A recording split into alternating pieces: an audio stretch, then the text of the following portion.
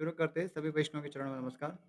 ओम अज्ञानतिमिरान्धस्य ज्ञानाञ्जनशलाकया चक्षुरुन्मीलितं येन तस्मै श्रीगुरुवे नमः। श्रीचैतन्यमनोभीष्टं स्थापितं येन भूतले स्वयं रूपः कदा मह्यं ददाति स्वपदान्तिकं। वाञ्छाकल्पतरुभ्यश्च कृपासिन्धुभ्य एव च पतितानां पावनेभ्यो वैष्णवेभ्यो नमो नमः। श्रीकृष्ण चैतन्य प्रभु नित्यानंद श्री अद्वैत गदाधर शिवासादि गौरभक्तवृंद। हरे कृष्णा कृष्ण कृष्णा हरे हरे, हरे राम राम राम हरे हरे। सभी वैष्णव का स्वागत है श्रीमद् वाल्मीकि रामायण कथा में।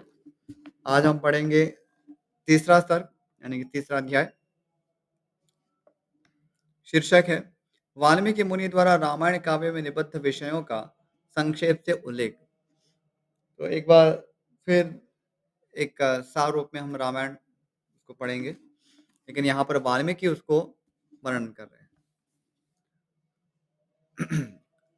नारद जी के मुख से धर्म अर्थ एवं काम रूपी फल से युक्त हितकर तथा प्रकट और गुप्त संपूर्ण रामचरित्र को, जो रामायण महाकाव्य की प्रधान कथा वस्तु था, सुनकर महर्षि वाल्मीकि जी बुद्धिमान श्री राम के उस जीवन वृत्त का पुनः भली भांति साक्षात्कार करने के लिए प्रयत्न करने लगे।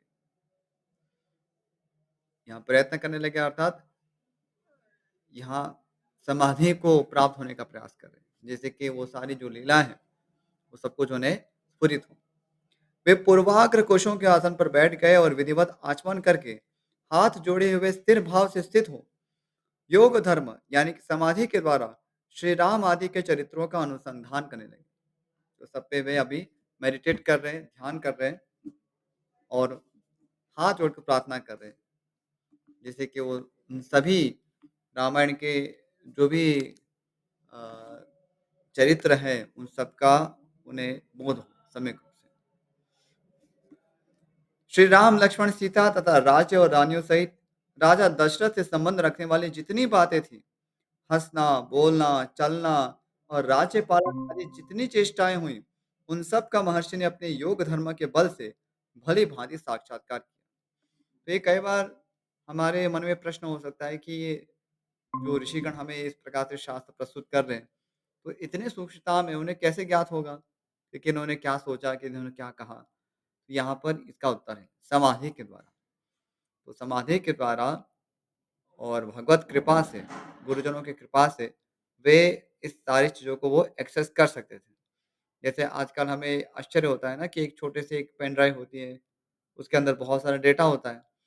तो कैसे और उसमें भी एक आप पासवर्ड डाल देंगे, तो कुछ लोग ही उसको एक्सेस कर सकते हैं, कुछ लोग उसको एक्सेस नहीं कर सकते। तो इसी प्रकार से एक भगवत सृष्टि में ये भी एक व्यवस्था है। भगवत कृपा से, गुरुजनों की कृपा से सृष्टि के जो भी रहस्य है, हम उसको एक्सेस कर सकते हैं और यदि हम उनकी कृपा प्राप्त नहीं करते, वो पासवर्ड हमें प्राप्त नहीं होता है, कृपा रूपी पासवर्ड, तो वो हमारे लिए अनएक्सेसिबल ही रहेंगे। तो ये एक बहुत ही एक सरल तरीका है उसको समझने के लिए कि कैसे ऋषिगण और ये ऐसे ही बहुत सारे ऐसे रचनाकार हो गए, तो उन्होंने ऐसा विशद वर्णन किया है घटनाओं का, अत्यंत सूक्ष्मता से वर्णन किया है। तो वो केवल हमारे प्रत्यक्ष प्रमाण से उसको नहीं समझ सकते, क्योंकि उ जब ये घटनाएँ हो रही थी, उस समय तो व्यक्ति वो वहाँ उपस्थित नहीं थे जो लिखने वाले हैं। तो ये केवल प्रत्यक्ष प्रमाण से समझने का विषय ही नहीं है, वो समाधि का विषय है। समाधि यानी कि दिव्य प्रत्यक्ष कहते हैं उसको। दिव्य प्रत्यक्ष अर्थात प्रत्यक्ष देख पाना, लेकिन दिव्य चक्षुओं के द्वारा, दिव्य इंद्रियों के द्वारा उसी विषयों को वो प्रत्यक्ष देख सकते हैं। तो ये दिव्य प्रत्यक्ष प्रमाण भी वर्णन होता है शास्त्रों में। तो प्रत्यक्ष प्रमाण होता है जो हमारे बद्ध अवस्था में जो इंद्रियाँ हैं, उसके द्वारा जो हम देखते हैं, उसको प्रत्यक्ष प्रमाण कहते हैं वो। और दिव्य प्रत्यक्ष प्रमाण अर्थात जो समाधि में देखा जाता है, दिव्य चक्षुओं के द्वारा, दिव्य इंद्रियों के द्वारा जिनका अनुभव होता है, उसके दिव्य प्रत्यक्ष कहते हैं। जैसे भारतवर्ष या हिमालय, इस सब का जो वर्णन है शास्त्र में, तो वो हमारी जो अनुभूतियाँ हैं अभी की, उसके परिधि में तो नहीं है, क्योंकि वो हिमालय तो बहुत बड़ा कहा गया है। भारतवर्ष बहुत बड़ा है, तो हम कैसे इसका अनुभव कर सकें? तो इसकी अ, बहुत ही सरल व्याख्या है कि जब हमें समाधि की अवस्था प्राप्त होगी और समाधि में भी जब हमें अ, देवताओं की कृपा प्राप्त होती है या ईश्वर कृपा प्राप्त होती है, तब हम उस रहस्यों को भी समझने के लिए सक्षम बनते हैं। अन्यथा हम उन वस्तुओं को नहीं देख पाएँगे। हिमालय बहुत बड़ा है, फिर शास्त्रों में वर्णन है, लेकिन हमारे आँखों के द्वारा देखे जाने के लिए वो नहीं बना है। उसके लिए हमें दिव्य चक्षु चाहिए। जैसे अर्जुन भगवद गीता में भगवान श्री कृष्ण के द्वारा ऐसे दिव्य चक्षु प्राप्त करते हैं और उसके द्वारा वे विश्व रूप का दर्शन करते हैं। तो सत्य है, लेकिन ज़रूरी नहीं कि सत्य हमारे लिए एक्सेसिबल हो, बहुत बड़ा विषय है। तो एक्सेसिबल होना वो भी बहुत महत्वपूर्ण विषय है। सत्य खाली होना पर्याप्त नहीं है, एक्सेसिबल भी तो होना चाहिए। तो यहाँ वाल्मीकि जी ब्रह्मा जी की कृपा से और भगवत कृपा से सब कुछ वो देख पा रहे हैं। अत्यंत सूक्ष्मता में हँसना, बोलना, चलना सारे विषय वो समझ पा रहे हैं। आगे सत्यव्रत के श्री रामचंद्र जी ने लक्ष्मण और सीता के साथ वन में विचरते समय जो लीलाएं की थी, वे सब उनके दृष्टि में आ गई।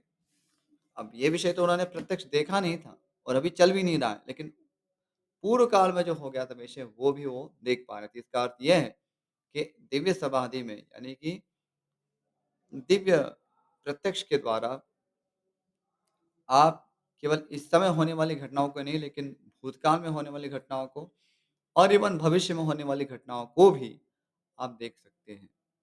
इसमें प्रश्न हो सकता है कि ये कैसे संभव है? ये संभव है क्योंकि अ, जो काल के जो अलग-अलग परिधि हैं, अलग-अलग जो डायमेंशन हैं, वो हमारे लिए एक्सेसिबल नहीं है। जैसे हम कभी चर्चा किए थे कि त्रिकालज्ञ, त्रिकालज्ञ अर्थात जो तीनों काल के जानने वाले हैं। जो घटनाएँ हो चुकी हैं, वो तो स्पष्ट है और जो घटनाएँ होने वाली हैं, दैव के विधान से, जो होके ही रहने वाली हैं, इन सारी घटनाओं को वे पहले भी देख सकते हैं। तो ये सुविधा है। सीधी-सी बात है जब हम एक एआई की मदद से बहुत सारी चीज़ें हम क्रिएट कर सकते हैं, है ना? अलग-अलग प्रकार की वीडियो बना सकते हैं, तो ये भी एक सिद्धि है एक प्रकार की। तो भगवान की सृष्टि में भी इस प्रकार की अ, मिस्टिक अ, पोटेंसी है, यानी यौगिक शक्ति है, जिसके माध्यम से हम बहुत सारी चीज़ों को भूतकाल से भी देख सकते हैं और भविष्य से भी देख सकते हैं एडवांस में। आगे योग का आश्रय लेकर उन धर्मात्मा महर्षि ने पूर्व काल में जो घटनाएं घटित हुई थी उन सबको वहां हाथ पर रखे हुए आंवले की तरह प्रत्यक्ष देखा। पाणावामलकम यथा, जैसे हाथ में जो रखा जाए, आंवलक यानी कि जैसे आंवले का फल रखा जाए, आंवला छोटा सा, तो उसको तब हर प्रकार से देख सकते हैं ना। इसी प्रकार से उन्होंने संपूर्ण सत्य का दर्शन किया, जैसे कोई व्यक्ति आंवले को अपने हथेली में रख के उसको देख रहा हो। सबके मन को प्रिय लगने वाले भगवान श्री राम के संपूर्ण चरित्रों का योग धर्म यानी कि समाधि के द्वारा यथार्थ रूप से निरीक्षण करके महाबुद्धिमान महर्षि वाल्मीकि ने उन सबको महाकाव्य का रूप देने की चेष्टा की। महात्मा नारद जी ने पहले जैसा वर्णन किया था, उसी के क्रम से भगवान वाल्मीकि मुनि ने रघुवंश विभूषण श्री राम के चरित्र विषयक रामायण काव्य का निर्माण किया। जैसे समुद्र सब रत्नों की निधि है, उसी प्रकार यह महाकाव्य गुण अलंकार एवं ध्वनि आदि रत्नों का भंडार है। तो ये गुण अलंकार ध्वनि जो है ये सब टेक्निकल टर्म से काव्य के संबंधित है। जो काव्य शास्त्र पढ़ते हैं उनको उसका बोध हो सकता है। विस्तार के लिए जाने के लिए आप अ, जो ट्रेडिशनल जो काव्य है उसके आप ग्रंथों को पढ़ेंगे तो इसमें इसका वर्णन है। क्या गुण होते हैं, अलंकार क्या होता है, ध्वनि क्या होती है, ये सब उसमें उसके वर्णन होता है। इतना ही नहीं, यह संपूर्ण श्रुतियों के सारभूत अर्थ का प्रतिपादक होने के कारण सबके कानों को प्रिय लगने वाला तथा सभी के चित्त को आकृष्ट करने वाला है। यह धर्म, अर्थ, काम, मोक्ष रूपी गुणों से युक्त तथा इनका विस्तार पूर्वक प्रतिपादन एवं दान करने वाला है।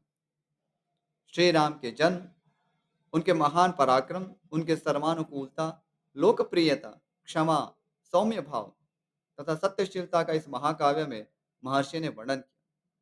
विश्वामित्र जी के साथ श्री राम लक्ष्मण के जाने पर जो उनके द्वारा नाना प्रकार की विचित्र लीलाएं तथा अद्भुत बातें घटित हुई, उन सब का इसमें महर्षि ने वर्णन किया। श्री राम द्वारा मिथिला में धनुष के तोड़े जाने तथा जनक नंदिनी सीता और उर्मिला आदि के विवाह का भी इसमें चित्रण किया। अभी आपको एक संक्षेप में एक रामायण की रूपरेखा देखने को मिलेगी, क्योंकि इसमें क्या-क्या वर्णन किया गया है, यह पुनः यहाँ पे बता दें। कहीं भी प्रश्न हो सकता है कि ऐसा बार-बार रिपीटिशन की क्या आवश्यकता है? इससे ये भी स्पष्ट होता है कि रामायण में क्या-क्या विषय होने वाले हैं। तो ये एक ग्रंथ की सुरक्षा भी इससे रहती है और ग्रंथ में क्या हम एक्सपेक्ट कर सकते हैं, ये भी हमें पुनः-पुनः उसका स्मरण होता है। हमें एक रिमाइंडर प्राप्त होता है।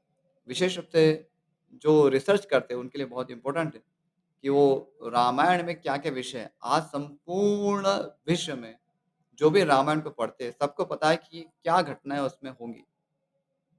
तो इसमें इसका भी रोल है। जगह-जगह पे रिपिटिशन जब होता है संक्षेप में, तो उससे वो घटनाएँ स्पष्ट होती हैं। आगे, श्री राम परशुराम संवाद, दशरथ नंदन श्री राम के गुण, उनके अभिषेक, कैकेयी की दुष्टता, श्री राम के राज्याभिषेक में विघ्न, उनके वनवास, राजा दशरथ के शोक विलाप और परलोक गमन, प्रजाओं के विषाद, साथ जाने वाले प्रजाओं को मार्ग में छोड़ने, निषाद राजगुह के साथ बात करने तथा सूत सुमंत को अयोध्या लौटाने आदि का भी उसमें उल्लेख किया। श्री राम आदि का गंगा के पार जाना, भरद्वाज मुनि का दर्शन करना, भरद्वाज मुनि की आज्ञा लेकर चित्रकूट जाना और वहां के नैसर्गिक शोभा का अवलोकन करना, चित्रकूट में कुटिया बनाना, उसमें निवास करना, वहां भरत का श्री राम से मिलने के लिए आना, उन्हें अयोध्या लौट चलने के लिए प्रसन्न करना, मनाना, श्री राम द्वारा पिता को जलांजलि दान, भरत द्वारा अयोध्या के राज सिंहासन पर श्री रामचंद्र जी की श्रेष्ठ पादुकाओं का अभिषेक एवं स्थापन, नंदीग्राम में भरत का निवास, श्री राम का दंडकारण्य में गमन, उनके द्वारा विराट का वध, शरभंग मुनि का दर्शन, सुतीक्ष्ण के साथ समागम, अनसुईया के साथ सीता देवी की कुछ काल तक स्थिति, उनके द्वारा सीता को अंगराग समर्पण, श्री राम आदि के द्वारा अगस्त्य का दर्शन, उनके दिव्य वैष्णव धनुष का ग्रहण, शूर्पणखा का संवाद, श्री राम की आज्ञा से लक्ष्मण द्वारा उसका विरूपकरण, उसके नाक और कान का छेदन, श्री राम द्वारा खरदूषण और त्रिशिरा का वध, शूर्पणखा के उत्तेजित करने से रावण का श्री राम से बदला लेने के लिए उठना, श्री राम द्वारा मारीच का वध, रावण द्वारा विदेह नंदिनी सीता का हरण, सीता के लिए श्री रघुनाथ जी का विलाप, रावण द्वारा घृतराज जटायु का वध, श्री राम और लक्ष्मण के कबंध से भेंट, उनके द्वारा पंपा सरोवर का अवलोकन, श्री राम का शबरी से मिलना और उसके दिए हुए फल मूल को ग्रहण करना, श्री राम का सीता के लिए प्रलाप, पंपा सरोवर के निकट हनुमान जी से भेंट, श्री राम और लक्ष्मण का हनुमान जी के साथ ऋषिमुख पर्वत पर जाना, वहां सुग्रीव के साथ भेंट करना, उन्हें अपने बल का विश्वास दिलाना और उनकी मित्रता स्थापित करना, वाली और सुग्रीव का युद्ध, श्री राम द्वारा वाली का विनाश, सुग्रीव को राज्य समर्पण, अपने पति वाली के लिए तारा का विलाप, शरत काल में सीता की खोज कराने के लिए सुग्रीव की प्रतिज्ञा, श्री राम का बरसात के दिनों में माल्यवान पर्वत के प्रस्रवण नामक शिखर पर निवास, रघुकुल सिंह श्री राम का सुग्रीव के प्रति क्रोध प्रदर्शन, सुग्रीव द्वारा सीता की खोज के लिए वानर सेना का संग्रह, सुग्रीव का संपूर्ण दिशाओं में वानरों को भेजना और उन्हें पृथ्वी के द्वीप समुद्र आदि विभागों का परिचय देना, श्री राम का सीता के विश्वास के लिए हनुमान जी को अपनी अंगूठी देना, वानरों को ऋक्षबिल यानी कि स्वयं प्रभा गुफा का दर्शन, उनका प्रायोपवेशन यानी कि प्राण त्याग के लिए अनशन, संपाति से उनकी भेंट और बातचीत, समुद्र लंघन के लिए हनुमान जी का महेंद्र पर्वत पर चढ़ना, समुद्र को लांघना, समुद्र के कहने से ऊपर उठे हुए मैनाक का दर्शन करना, इनको राक्षसी का डांटना, हनुमान द्वारा छाया ग्राहिणी सिंहिका का दर्शन एवं निधन, लंका के आधारभूत पर्वत त्रिकूट का दर्शन, रात्रि के समय लंका में प्रवेश, अकेला होने के कारण अपने कर्तव्य का विचार करना, रावण के मद्यपान स्थान में जाना, उसके अंतःपुर की स्त्रियों को देखना, हनुमान जी का रावण को देखना, पुष्पक विमान का निरीक्षण करना, अशोक वाटिका में जाना और सीता जी के दर्शन करना, पहचान के लिए सीता जी को अंगूठी देना और उनसे बातचीत करना, राक्षसियों द्वारा सीता को डांट फटकार, त्रिजटा को श्री राम के लिए शुभ सूचक स्वप्न का दर्शन, सीता का हनुमान जी को चूड़ामणि प्रदान करना, हनुमान जी का अशोक वाटिका के वृक्षों को तोड़ना, राक्षसियों का भागना, रावण के सेवकों का हनुमान जी के द्वारा संहार, वायुनंदन हनुमान का बंदी होकर रावण की सभा में जाना, उनके द्वारा गर्जन और लंका का दाह, फिर लौटती बार समुद्र को लांघना, वानरों का मधुवन में आकर मधुपान करना, हनुमान जी का श्री रामचंद्र जी को आश्वासन देना और सीता जी की दी हुई चूड़ामणि समर्पित करना। सेना सहित सुग्रीव के साथ श्री राम की लंका यात्रा के समय समुद्र से भेंट, नल का समुद्र पर सेतु बांधना, उसी सेतु के द्वारा वानर सेना का समुद्र के पार जाना, रात को वानरों का लंका पर चारों ओर से घेरा डालना, विभीषण के साथ श्री राम का मैत्री संबंध होना, विभीषण का श्री राम को रावण के वध का उपाय बताना, कुंभकर्ण का निधन, मेघनाथ का वध, रावण का विनाश, सीता की प्राप्ति, शत्रु नगरी लंका में विभीषण का अभिषेक, श्री राम द्वारा पुष्पक विमान का अवलोकन, उसके द्वारा दल बल सहित उनका अयोध्या के लिए प्रस्थान, श्री राम का भरद्वाज मुनि से मिलना, वायुपुत्र हनुमान को दूत बनाकर भरत के पास भेजना तथा अयोध्या में आकर भरत से मिलना, श्री राम के राज्याभिषेक का उत्सव, फिर श्री राम का सारी वानर सेना को विदा करना, अपने राष्ट्र के प्रजा को प्रसन्न रखना तथा उनकी प्रसन्नता के लिए ही विदेह नंदिनी सीता को वन में त्याग देना, इत्यादि वृत्तांतों को एवं इस पृथ्वी पर श्री राम का जो कुछ भविष्य चरित्र था, उसको भी भगवान वाल्मीकि मुनि ने अपने उत्कृष्ट महाकाव्य में अंकित किया। अब इसमें यहाँ भी एक प्रश्न भी हो सकता है कि भविष्य में होने वाली सारी घटना तो इसमें तो हम 24,000 श्लोकों में तो नहीं देख रहे थे, नहीं देख पा रहे। तो ये जो रामायण हमारे पास उपलब्ध है, वो एक मनुष्य के लिए ये हमें इतना ही हमारे लिए एक्सेसिबल है। ऐसा कहा जाता है कि अ, ऐसे तो करोड़ श्लोक हैं, करोड़ 1 कोटि या इससे भी कहीं अधिक श्लोक होंगे, जो रामायण के संदर्भ में हैं, लेकिन वो हमारे लिए नहीं है, वो हमारे लिए एक्सेसिबल नहीं है। और ये एक सार्थक भी है क्योंकि भगवान राम और उनके जो भी पार्षदगण हैं, उन्होंने कितनी ऐसी लीलाएँ की होंगी। हम कल्पना करें कि 24,000 श्लोकों में हम तो हमारी खुद की भी मतलब 1 महीने की क्रियाएँ भी नहीं आ सकती। कितनी सारी चीज़ें हम करते होंगे। वो तो आप 24,000 श्लोक बना लें तो भी वो पूरी नहीं हो सकती। तो भगवान श्री राम और उनके पार्षदों के विषय में कहना ही क्या? निस्संदेह जो भी हम भगवान श्री राम की लीला यहाँ पढ़ रहे हैं, सुन रहे हैं, तो ये सारी चीज़ें हमें एक जो हमारे लिए इंद्रिय ग्राह्य है, जिससे हम शिक्षा प्राप्त कर सकते हैं, तो बहुत ही सार रूप में दी हुई है। वैसे तो बहुत सारी डिटेल्स हैं और ये तो नित्य निरंतर चलने वाली लीलाएँ हैं। तो हमारे पास जितना हमें प्राप्त हुआ है एक्सेस है, उतना हम पढ़ रहे हैं। उर्दू लोकों में होंगे तो शायद उससे कहीं अधिक हमें श्लोक सुनने को प्राप्त होंगे। ठीक है, अभी अ, आगे का अध्याय है, चौथा सर्ग। महर्षि वाल्मीकि का 24,000 श्लोकों से युक्त रामायण काव्य के निर्माण करके उसे लव कुश को पढ़ाना, मुनि मंडली में रामायण गान करके लव और कुश का प्रशंसित होना तथा अयोध्या में श्री राम द्वारा सम्मानित हो उन दोनों का राम दरबार में रामायण गान सुनाना। श्री रामचंद्र ने जब वन से लौटकर राज्य का शासन अपने हाथ में ले लिया, उसके बाद भगवान वाल्मीकि मुनि ने उनके संपूर्ण चरित्र के आधार पर विचित्र पद और अर्थ से युक्त रामायण काव्य का निर्माण किया। वे कब रामायण काव्य का निर्माण करते हैं? जब भगवान श्री रामचंद्र वन से लौटकर राज्य का शासन ले लेते हैं, अयोध्या का शासन संभालते हैं, उसके बाद लिखना शुरू करते हैं। इसमें महर्षि ने 24,000 श्लोक, 500 सर्ग तथा उत्तर सहित 7 कांडों का प्रतिपादन किया है। जैसे मैंने पहले ही कहा था, इसमें 500 सर्ग यानी 500 चैप्टर्स हैं। मोस्टली इक्वल लेंथ के ही है। ये बहुत ही सुंदर ऑर्गेनाइज़्ड वे से यहाँ पे लिखा गया है और 7 कांड हैं। 7 कांड यानी कि 7 मेजर डिविज़न्स हैं।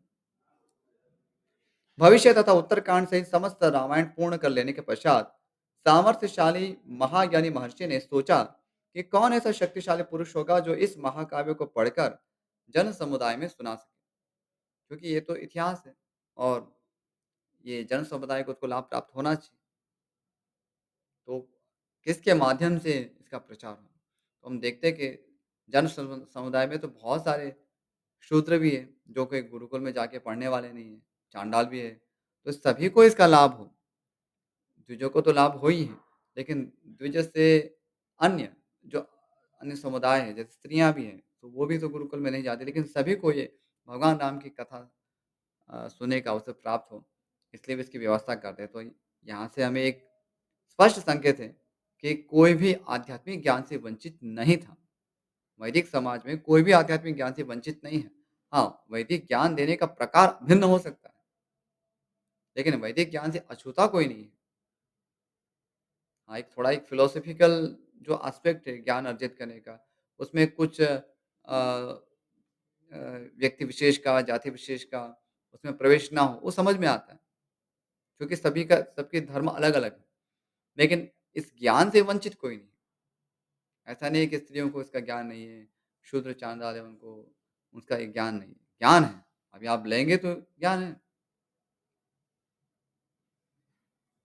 तो वस्तुतः अनएजुकेटेड वैदिक समाज में कोई भी नहीं था। जीवन के रहस्य को हर कोई जानता था, समझता था और इसलिए एक स्वस्थ समाज था। उसमें एक प्रश्न हो सकता है कि फिर स्वस्थ समाज है तो इस प्रकार से इसमें पतन क्यों आया? पतन बहुत सरल है, जब भी हम अपने मूल्यों से दूर हटेंगे तो पतन होगा। हमारे हाथ में यही है कि हम यदि जागृत हैं और हम दूसरों को जागृत कर रहे हैं, तो हमारे आस-पास ऐसी दुर्घटनाएँ नहीं होंगी, सिंपल। यदि हम बेदरकार रहेंगे, सोचेंगे एनीवे करने से क्या लाभ है? ये सब पढ़ने-सुनने से क्या लाभ है? एक दिन तो सब कुछ होना ही है। देखिए डिग्रेडेशन तो वो तो नेचुरल है। नीचे की ओर गिरना जैसे पहाड़ी से नीचे कूदना सरल होता है, कोई बल की ज़रूरत नहीं है। लेकिन ऊपर चढ़ना उसमें कठिनाई होती है। तो वैसे ही हमें जीवन में यदि अमृत प्राप्त करना है, सुख प्राप्त करना है, सभी सर्वत्र यदि शांति चाहिए, तो हमें ये कुछ तो तपस्या करनी होगी। मुफ्त में कुछ भी नहीं मिलता, फ्री कुछ भी नहीं है। और हमारे पूर्वजों का बलिदान ही है, परित्याग ही है, जिसके कारण हम ये सब आज भी पढ़ पा रहे हैं, देख पा रहे हैं, समझ पा रहे हैं। है ना? ये सब उनके उनका अनुग्रह है और हम भी यदि इसमें और आगे कंट्रीब्यूट करते हैं, तो इससे और अधिक धर्म का प्रचार होगा और एक स्वस्थ समाज का निर्माण होगा। क्योंकि जब व्यक्ति का निर्माण होगा, स्वस्थ व्यक्ति का निर्माण होगा, तभी स्वस्थ समाज का निर्माण होगा। आज हम देखते हैं पूरा समाज ही है, वो ऐसे अधर्म की ओर प्रवृत्त है। तो अधर्म की ओर प्रवृत्त समाज में आप अच्छे उपदेश ज़्यादा टिकते नहीं हैं। अधिकतर से जब लोग ही ऐसे हैं, तो उनको ये सारी बातें पसंद नहीं आती। तो हमारे आज जो भी समस्याएँ भ्रष्टाचार से लेकर जो भी एक अ, अराजकता है या सुस्थिर शासन नहीं है, दंड नीति नहीं है, बहुत सारी चीज़ें हैं। तो उसको सही करना है तो हमें व्यक्ति पे काम करना होगा और व्यक्ति के द्वारा फिर वो एक समाज का निर्माण होगा और इसमें भी जागरूक बनना पड़ेगा। हम मुख्य प्रेक्षक बन के नहीं रह सकते, हमारा खुद का भी कुछ कर्तव्य बनता है। तो हम अपना कर्तव्य करें, इससे समाज बनेगा, है ना? एक-एक बूँद से ही पूरा एक सरोवर बनता है ना, तो एक जलाशय में एक-एक बूँद गिरने से ही तो उसका जल बढ़ता है, वो देखने में नहीं आता, लेकिन वस्तुतः वास्तविकता तो यही है, एक-एक बूँद गिरने से ही जलाशय का जल का स्तर बढ़ता है। वैसे हम इंडिविजुअल लेवल पे जैसे हम इस पे कार्य करेंगे, उससे संपूर्ण समाज की स्थिति जो है, वो ऊपर उठेगी और यही हमारी स्ट्रैटेजी है, शास्त्र की स्ट्रैटेजी यही है। आगे शुद्ध अंतःकरण वाले उन महर्षि के इस प्रकार विचार करते ही मुनिवेश में रहने वाले राजकुमार कुश और लव ने आकर उनके चरणों में प्रणाम किया। राजकुमार कुश और लव दोनों भाई धर्म के ज्ञाता और यशस्वी थे। उनका स्वर बड़ा ही मधुर था और वे मुनि के आश्रम पर ही रहते थे। उनकी धारणा शक्ति अद्भुत थी और वे दोनों ही वेदों में पारंगत हो चुके थे। तो ये लव और कुश की बात है। वे दोनों वहाँ पर अध्ययन करते थे वाल्मीकि मुनि के यहाँ पर, क्योंकि सीता माता जो श्री राम के द्वारा परित्यक्त हुई थी, तो वाल्मीकि मुनि के आश्रम के निकट ही उनको छोड़ा गया था, जिससे कि उनकी सुरक्षा हो सके। कई बार लोग कहते हैं कि नहीं भगवान श्री राम कितने निष्ठुर थे, अपनी पत्नी को भी उन्होंने पालन नहीं किया, रक्षण नहीं किया, ऐसा नहीं है। उन्होंने उनके रक्षण की व्यवस्था की थी और उनकी पत्नी को कोई ऐसे अनपढ़ नहीं थे, जिनको समझाने की ज़रूरत पड़े कि पास में मुनि का आश्रम है, वहाँ जाना चाहिए। तो वो अंडरस्टूड है। हमें हमको क्या है कि हमें अलग हर चीज़ को हमें कनेक्ट करने के लिए 10 लोगों की आवश्यकता पड़ती है। भाई ऐसा नहीं, ऐसा समझिए। क्योंकि हम उस कल्चर में नहीं जी रहे, है ना? इसलिए कोई भी वस्तु को समझना है, तो हमें उस पूरे चित्र को देखना होगा, समझना होगा। आधे-अधूरे चित्र को देखकर हम यदि इस पे कोई अपनी टीका-टिप्पणी करते हैं, तो वो न्याय संगत नहीं है। तो जो लोग भी टीका करते हैं या ऐसी टिप्पणियाँ देते हैं, तो उनको समझना होगा, उन्होंने कहाँ पढ़ा? किस प्रकार से उस पे टीका करते हैं? क्या वो समाज में जिए हैं? क्या उन समाज के चित्र को उन्होंने समझा है? क्या था वो? तो सीता देवी जो भगवान श्री राम उनके लिए वही उनके लिए प्राण है और भगवान श्री राम जिनके विरह में इतने क्रंदन कर रहे हैं, क्या कल्पना कर सकते हैं कि भगवान श्री राम ऐसा कदम उठाएँगे? तो आगे पीछे ऊपर-नीचे कहीं पढ़ते नहीं बस कुछ घटना देख लिया और उसके कारण अपना एक मत बना लिया और बस वस्तुतः एक कुप्रसिद्धि के लिए प्रयास है और अपना एजेंडा सही करने का प्रयास है। वस्तुतः ये गंभीर लोगों की टिप्पणियाँ नहीं हैं, तो हमें उसके बहकावे में नहीं आना चाहिए। जो मूल शास्त्र है उसको हमें पढ़ना चाहिए, समझना चाहिए। भगवान वाल्मीकि ने उनकी ओर देखा और उन्हें सुयोग्य समझकर उत्तम व्रत का पालन करने वाले उन महर्षि ने वेदार्थ का विस्तार के साथ ज्ञान कराने के लिए उन्हें सीता के चरित्र से युक्त संपूर्ण रामायण नामक महाकाव्य का, जिसका दूसरा नाम पौलस्त्य वध अथवा दशानन वध था, अध्ययन कराया। तो रामायण का दूसरा भी नाम है, पौलुस्य वध भी कहते हैं उसको और दशानन वध भी कहते हैं। पौलुस इसलिए पौलुस्य भी रावण का ही नाम है क्योंकि पुलस्त्य जो ऋषि थे, जो एक प्रजापति थे, तो उनके ही पौत्र थे, इसलिए उनका एक नाम पौलस्त्य है। और दशानन वो भी रावण का नाम है क्योंकि उनके 10 सिर थे। अस्तु, वह महाकाव्य पढ़ने और गाने में भी मधुर, द्रुत, मध्य और विलंबित इन तीनों गतियों से अन्वित। अब ये गाने के विषय में प्रसंग है ये, इसके टेक्निकल टर्म्स है, द्रुत, मध्य और विलंबित। षड्ज आदि स्थानों स्वरों से युक्त, वीणा बजाकर स्वर और ताल के साथ गाने योग्य तथा श्रृंगार, करुण, हास्य, रौद्र, भयानक तथा वीर आदि सभी रसों से अनुप्राणित है। दोनों भाई कुश और लव उस महाकाव्य को पढ़कर उसका गान करने लगे। वे दोनों भाई गांधर्व विद्या यानी कि संगीत शास्त्र के तत्वज्ञ, स्थान और मूर्छना के जानकार, मधुर स्वर से संपन्न तथा गंधर्वों के समान मनोहर रूप वाले थे। सुंदर रूप और शुभ लक्षण उनकी सहज संपत्ति थी। वे दोनों भाई बड़े मधुर स्वर से वार्तालाप करते थे। जैसे बिंब से प्रतिबिंब प्रकट होते हैं, उसी प्रकार श्री राम के शरीर से उत्पन्न हुए वे दोनों राजकुमार दूसरे युगल श्री राम ही प्रतीत होते थे। वे दोनों राजपुत्र सब लोगों की प्रशंसा के पात्र थे। उन्होंने उस धर्मानुकूल उत्तम उपाख्यानमय संपूर्ण काव्य को जीवहाग्र कर लिया था और जब कभी ऋषियों, ब्राह्मणों तथा साधुओं का समागम होता था, उस समय उनके बीच में बैठकर वे दोनों तत्व के बालक एकाग्र चित्त हो रामायण का गान किया करते थे।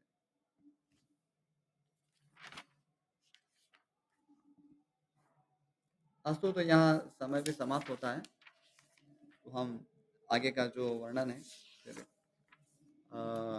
अगली कक्षा में पढ़ेंगे। कल तो शनिवार है, यस, कल शनिवार है तो हम कल तो नहीं पढ़ेंगे, फिर सोमवार को हम इसको पाठ करेंगे। अस्तु, तो यहीं पर समापन करते हैं। इस विषय में यदि कोई प्रश्न है, जिज्ञासा है, संशय हो तो पूछ सकते हैं। जी, विद्यार्थी प्रो। जी प्रभु जी, किसी के प्रश्न है तो पूछ सकते हैं।